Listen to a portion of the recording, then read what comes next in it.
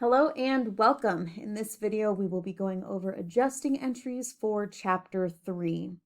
Now, before we dive right into our adjusting entries, I just wanted to go over a few of the basics that are involved. Adjusting entries are very similar to journal entries, the general journal entries you learned back in Chapter 2. They are still going to have at least one debit and at least one credit. The debit is still going to come first, and your debits still have to always equal your credits. So you know if these don't equal, you did something wrong. They're also going to follow those same debit and credit rules as you learned before. So let's just do a quick review. We have assets, liabilities, capital, also known as equity, income, also known as revenues, and expenses. Now keep in mind assets increase with a debit and decrease with a credit. Liabilities are the opposite. Capital/equity, same as liabilities. Same with income and revenue. And then expenses follow the rules of assets. All right.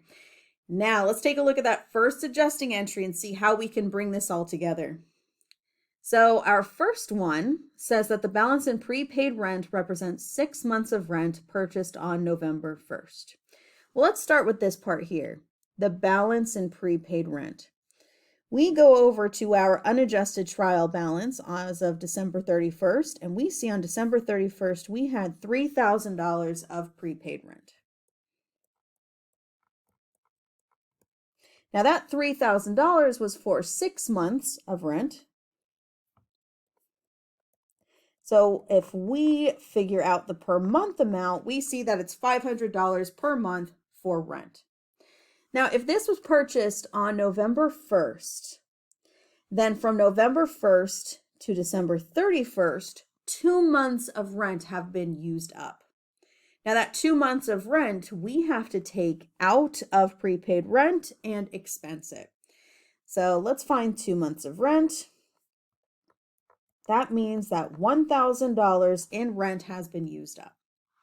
So I'm going to start by analyzing the prepaid rent account. We see here that there's a $3,000 debit balance. Prepaid rent is an asset, and we're going to decrease it by $1,000. So we will decrease it by crediting it. So prepaid rent, we are going to credit for $1,000. Now the other side of this, since this is rent that was used up, we are going to expense it. So we are going to put it to the rent expense account. So whenever we use up rent, we put it into our rent expense. Our next one, number 2, is supplies.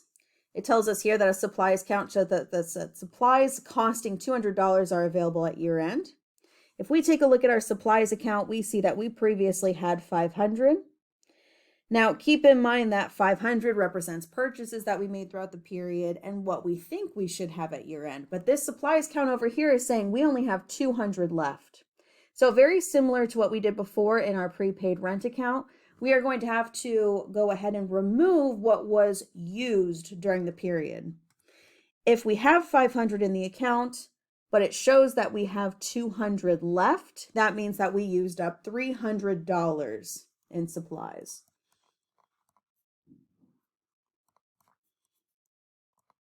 So let's take that $300 out of supplies.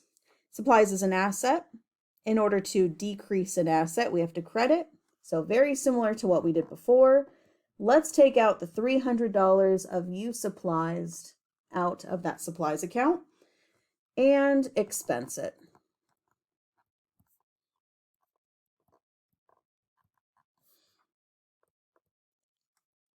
Moving on to number 3, as of the end of the year, 4 days' salaries have accrued at the rate of $200 per day.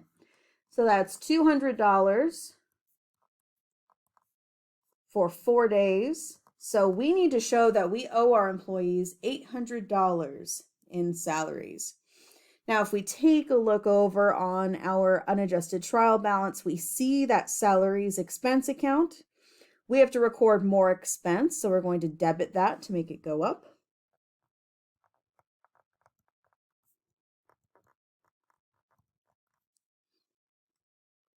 And keep in mind, one of the big rules for adjusting entries is we can never have cash in an adjusting entry. So this is going to be a salary amount that is owed. So if we take a look on our list, we do have a salaries payable account. Salaries payable is a liability. Let's show that the amount we owe our employees is increasing by that $800.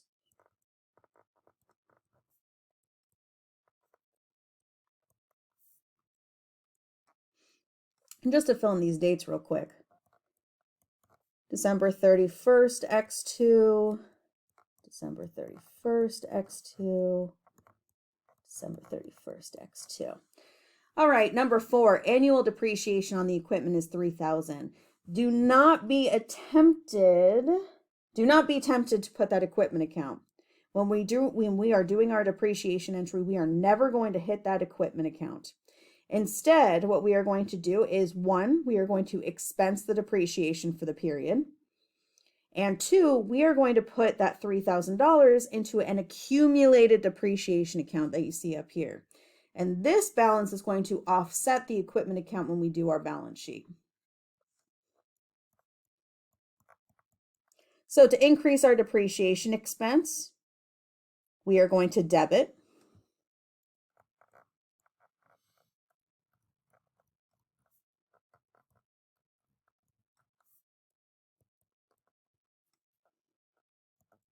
And we are going to credit accumulated depreciation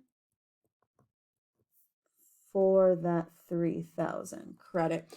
Now let's talk a little bit more about that accumulated depreciation, because this is actually one of those special accounts that you've probably read about in your book. Accumulated depreciation is what we call a contra asset. Now, if you ever do see a contra account, the interesting part about it is that these signs flip. So how normally we would say, okay, an asset increases with a debit and decreases with a credit. Now we are going to increase this contra asset with a credit. So when we're crediting this accumulated depreciation account, we're actually making it increase, right? So in our case, this accumulated depreciation will go up, which will then later offset our equipment account on our balance sheet. One more. As of December 31st, 1,500 of the unearned revenue remains unearned. Let's take a look at that unearned revenue account here. Okay, so currently we have $5,000 in unearned revenue, which represents amounts that we have been paid in advance for services that were not actually provided as of this day, right? However, we're saying that the unearned revenue amount isn't $5,000. It should actually only be $1,500. And that's the issue that we have here. So we need to bring this from $5,000 down to $1,500. So if $5,000 was previously an unearned rent, but they're saying it should only be $1,500, that means that $3,500 has subsequently then been earned. And where do we put earned amounts? We put that into our revenue account, which in our case is the services revenue. So let's go ahead and start with the unearned revenue portion of this. Unearned revenue has a credit balance, and we want to say 3,500 of that amount has been earned. So we want to take it out of the unearned revenue account. Unearned revenue, we could always just say debit automatically because we need to decrease it. Remember, it's a credit balance. To decrease, we would then debit. But let's go through the rules real quick. Unearned revenue is a liability. In order to decrease a liability account, we have to debit it. So unearned revenue will be our debit.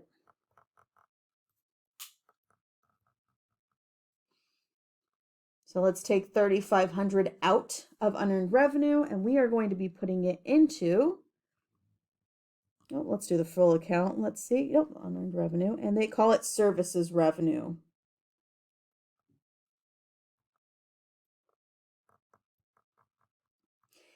So what the result of this will be is that our unearned revenue will decrease by 3,500, leaving it with only 1,500 left. That's the unearned amount.